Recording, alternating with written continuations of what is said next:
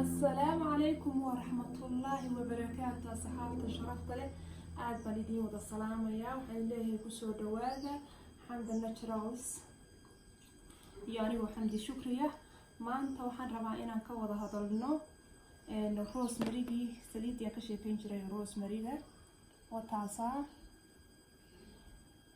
أو essential oil كهيد 100% pure rosemary aromatherapy ويان grade keedu marka saliidii waaba naqaanaa waan ka soo hadalnay wax badan maanta waxaan rabnaa inaan ka hadalno geedka laga sameeyay waa geed sidoo eeg muxuu yahay sidee loo samaysan karaa iyadoo shaah ahaan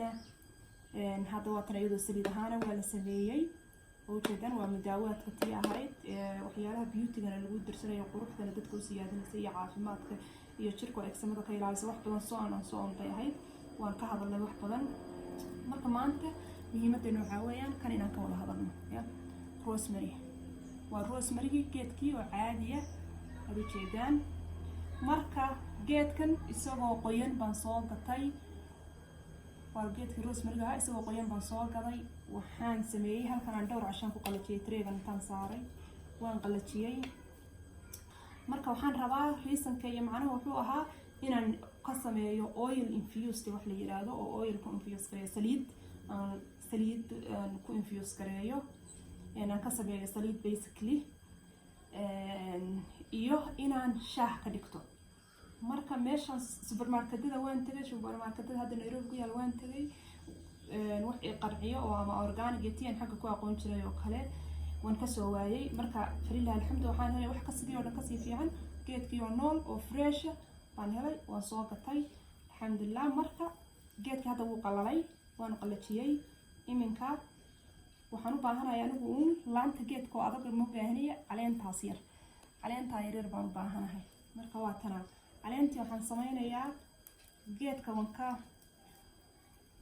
saas baan maartay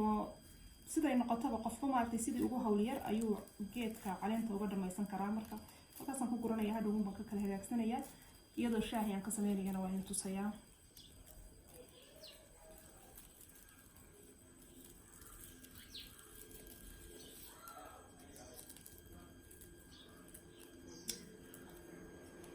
udgoon badana maasha Allah marka geedkii wataas laantii waa soo hartay xabad baa ku jira xabad xataa anigu ma daynayo laana aad buu qaali nafteeda qaali ugu tahay rosemary so ayagoo dhan saasaan ku wadi doonaa insha Allah ya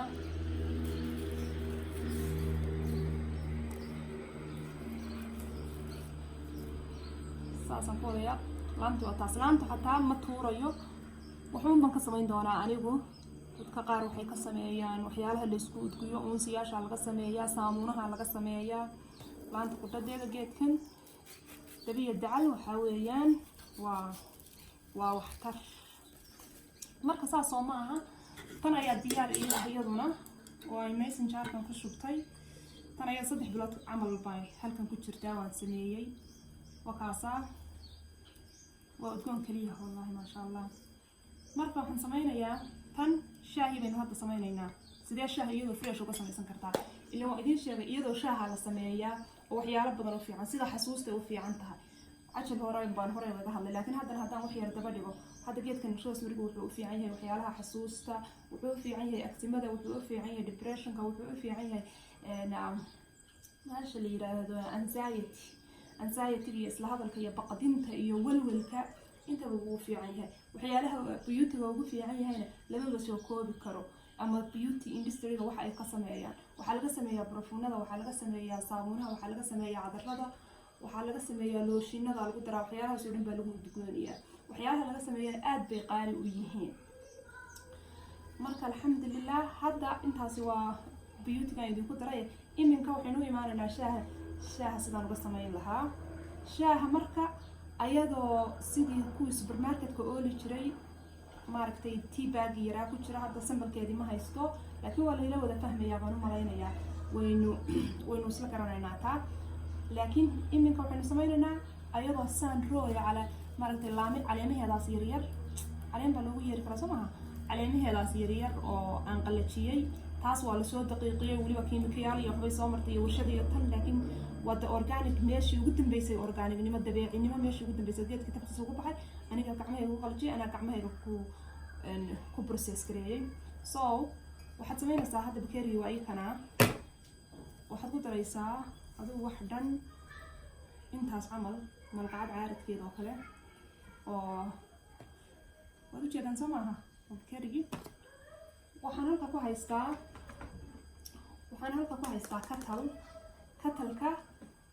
qofkaan katal u garanaynana waxa weeyaan waa kili camal korontada aad biyaha kuugu kululaynaya, biyihii ay karkarsan baa katalkan igu jira. marka allahumma salli calaa maxamed, saasaad ugu shubanaysaa. kaba soo qaad waxaa tahay ardayad ama iskuul baad aadaa ama diinta ilaahay baad barataaba, waxaad u baahan tahay xifdigaagu inuu sare noqdo, waxaad u baahan tahay buugaag badan inaad akhridid. aad baa muhiim waxaa u ah inaad isticmaashid rosemary-ga iyo geedaha saan oo kale ah, oo sida pomegranate-ka oo kale, maaragtay rumaanka shaahiisa iyo tan oo kale. waxay siyaadisaa waxa loo yaqaano maskaxdu inay korto, oo ay maaragtay memory-gaagu capacity-ga oo wax memorization-kaagu uu wax ku xifdii lahaa inay expanded noqoto oo weynaato, wax badanna aad howlgaraysid oo aad xasuusnaatid, aadana daalin sidoo kale, maaragtay aadana daalin oo aad waxaa qof energize noqotid, qof energy badan haya ya, oo firfircoon oo raba maaragtay waxa dhan inuu sameeyo maanta dhan, casharkiisana uu diyaarsado. marka aad ugaga qaniinayso oo shaah ka dhigo. waad ujeedaan waa shaahaas kulul. marka wassalaamu calaykum waraxmatullaahi wabarakaatu.